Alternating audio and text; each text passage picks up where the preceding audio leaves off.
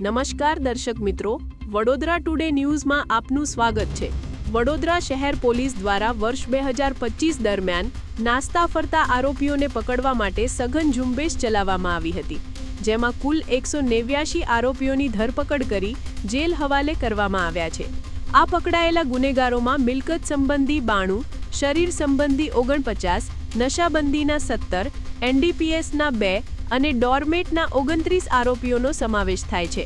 નોંધનીય છે કે ઝડપાયેલા આરોપીઓમાંથી 50 આરોપીઓ છેલ્લા 20 વર્ષથી વધુ સમયથી પોલીસને થાપ આપી રહ્યા હતા। વડોદરા ક્રાઇમ બ્રાન્ચે નવેમ્બર-ડિસેમ્બર 2025 દરમિયાન ખાસ ટીમો બનાવી ઉત્તર પ્રદેશ, મહારાષ્ટ્ર અને પશ્ચિમ બંગાળ જેવા રાજ્યોમાંથી પણ આંતરરાજ્ય ગુનેગારોને શોધી કાઢ્યા છે।